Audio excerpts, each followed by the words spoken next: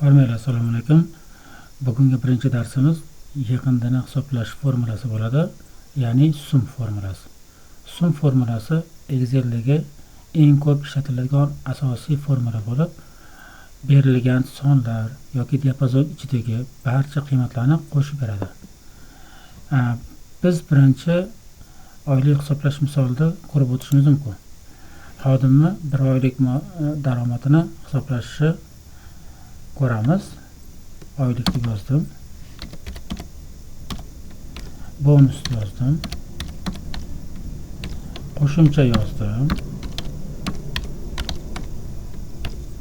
Jami dedim. Endi ikkinchi qatorga bo'lsa, oylik maoshi 3 million bo'lsa, bonusi 500 ming bo'lsa, qo'shimchasiga 200 ming bo'lsa, jamini hisoblash ikki xil usulda hisoblanadi. Barobar qilinadi. Ya'ni teng belgisi qo'yiladi. Keyin har doim ingliz tilidan rus tiliga olib o'tishingiz kerak bo'ladi. Sababi Excel formulamiz rus tilida bo'lgani uchun. Sum yoziladi. Sum yozilib, mana sum deb yozsangiz, pastda sum если har xil formulalar chiqyapti. Bizga birinchi shu sum formulasi kerak. Men mishkamni strelkasini sumni yozilgan ko'k qatoriga olib keldim. Mishkani chap tugmasini bosdim 2 martalab. Sum formulasi chiqdi. Endi bularni hisoblash uchun men A ustunini ikkinchi qatoriga olib o'tdim. Mishkani chap tugmasini bosdim. Qo'yavermayapman. B ustuniga S ustuniga olib o'tdim. Mishkani chap tugmasini qo'yaverdim. Va enter tugmasini bosib qo'ydim. Menda 3.700.000 jami chiqdi. Yoki bo'lmasa, buni men o'chiraman. Butun o'sha 3.500.000, 200.000 va bo'sh qat'iyni oldim. Mishkani chap tugmasini qo'yaverdim. Alt bosib turamiz va teng belgisini bosib qo'yamiz. Yoki bo'lmasa, buni men yana o'chiraman. 3 million ustiga olib keldim. Mishkani chap tugmasini bosib turibman. Qo'yavermasdan bonusini, qo'shimchasini, jamini oldim. Mishkani chap tugmasini qo'yaverdim. Avtosumma degan joyi bor. Главный menyuda avtosumma degan joyi bor. Avtosummani bosib qo'ydim. Mana bu holatda ham biz formulasini chiqarib olsak bo'ladi. Bu hozirgi paytda oylik hisoblashda ish haqi jadvali, buxgalteriya hisobotlari bo'yicha shu sum formulasi faol ishlatiladi. Masalan, savdo hisob-kitobi bo'yicha ham ishlatsak bo'ladi. Bir kunda sotilgan mahsulotlarning umumiy summasini topish. Masalan, men yangi disk o'tdim.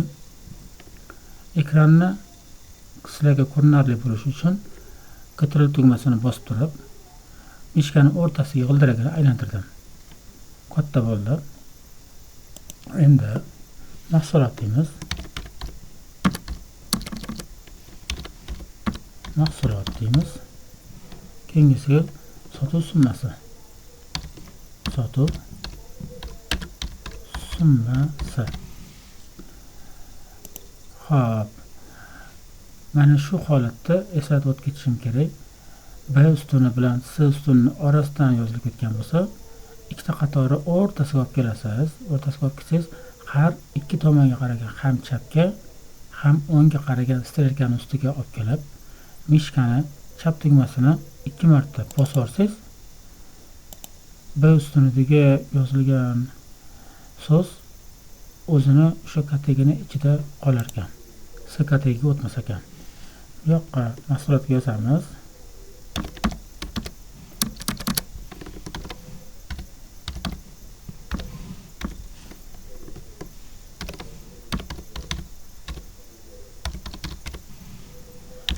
klaviaturada yozdim. Keyingisi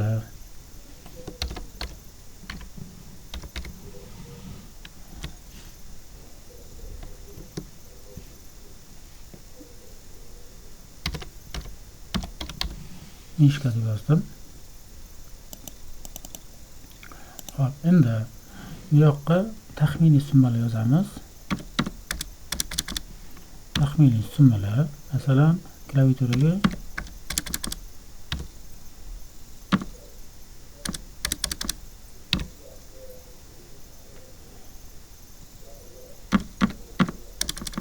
bu taxminiy summalar, aniq summalar emas. Endi uni tagiga biz jami deb yozib qo'yamiz. Sababi biz jamini umumiy summasini chiqarishimiz kerak. Endi mana shu holatda men ustiga olib keldim. Ya'ni B ustunini ikkinchi qatoriga olib keldim. 150.000 ustiga mishkani chap tugmasini bosib turib, qo'yavermasdan 180.000, 30.000, 125.000 va bitta bo'sh katakka oldim. Mishkani chap tugmasini qo'yaverdim. Xuddi yuqoridagi o'xshagan, ya'ni shu birinchi qilgan ishimizga o'xshagan amallarni shu yerda ham amalga oshirsa bo'ladi. Summani ustiga olib keldim. Avtosumma, ya'ni glavniy menyusini avtosumma degan qismi bor. Avtosummani ustiga olib kelib, mishkani chap tugmasini bosib qo'ydim. Yoki bo'lmasam biz buni o'chiramiz. Yoki bo'lmasam biz umumiy summasini oldik. Ya'ni 150.000 ustiga olib kelib, mishkani chap tugmasini bosib turibman. Qo'yavermasdan 2, 3, 4 va bitta bo'sh katakka oldim. Mishkani chap tugmasini qo'yaverdim. Altda bosib, barobar tugmasini bosdim. Bu holatdan ham formulasini chiqarib bersa bo'ladi. Yoki bo'lmasam barobar qilib sum formulasini yozamiz va pastda chiqqan birinchi sum formulasini ustiga mishkani strelkasini olib keldim. Mishkani chap tugmasini 2 marta tez bosdim. Bizga teng belgisi va sum katta harflarda yozilgan bitta qovus ham ochib berdim. Endi yuqoriga o'tib, ya'ni B ustunimizni ikkinchi qatoriga o'tib 150.000, 180.000, 30.000, 125.000 ni oldim. Mishkani chap tugmasini qo'yaverdim. Enter tugmasini bosdim. Bu holatda ham, ya'ni savdo hisob-kitoblardan ham shu narsani amalga oshirsa bo'lar ekan. Bu holatda biz kunlik savdoni, haftalik tushumni, ombor hisobotini yoki do'kon daromadi bilan biz sum formulasi orqali yechim topsak bo'lar ekan. Bir necha ustunni masalan qo'shishimiz mumkin.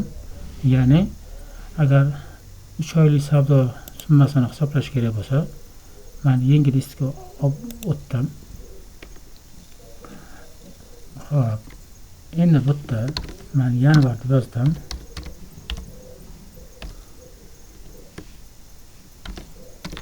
Fevral, mart. Endi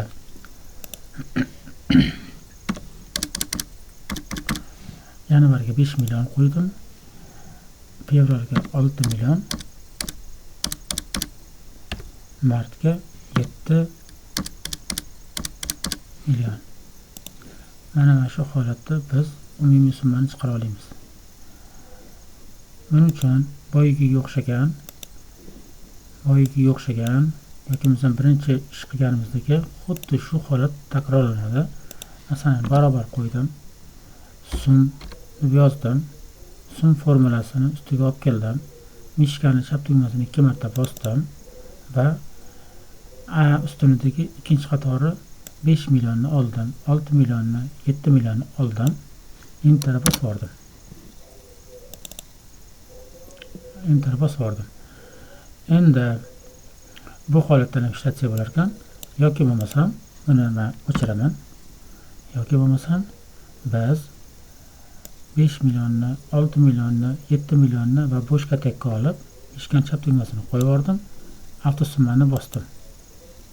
Bu holatdan ham ishlayotgan yoki bo'lmasam biz har uchala oilani tushumini summasini oldik va bitta bo'sh katakni olib, ishgan chap tugmasini qo'yib yubordim. Altda bosib, barobar tugmasini bosib qo'ydim. Mana bu holatda ham ishlayotgan. Yoki bo'lmasam biz yana boshqa summalarni qo'shishimiz mumkin ekan. Masalan, men bu yoqqa 6 million, 3 million yozdim. Endi martga 1,5 million yozdim. Endi biz shularni umumiy summasini boshqacha yo'l bilan ham chiqarsak bo'ladi. Men barobar qilaman. Sum formulasini ustiga olib keldim. Ishgan chap tugmasini 2 marta bosdim. Avvaliga 5, 6, 3 millionni oldim.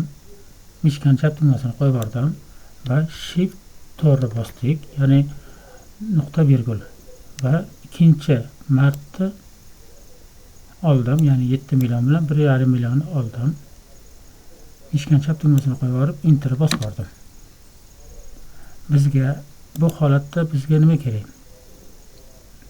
Masalan, yanvar bilan mart oyini hisoblab berish kerak. Shunaqa topshiriq tushgan bo'lsa, ya'ni yanvar va fevral oyining yanvar bilan mart oyidagi umumiy summani hisoblab berish kerak bo'lib qolgan bo'lsa, aynan biz mana shu usul orqali amalga oshiramiz. Masalan, 1-yanvar olib, undan keyin fevralni yanvar olib, keyin martni olib ishlatib qo'ysak bo'ladi. Xo'p. Endi e'tibor berishlarini so'rayardim. Bu faqatgina umumiy sonlarni hisoblab beradi. Bu qo'shib bermaydi, ayirib bermaydi, ko'paytirib bermaydi, foiz chiqarib bermas ekan va matn yoki bo'sh kataklarni hisoblamas ekan. Masalan, men 3 million bo'lsa, yengil qator ochaman.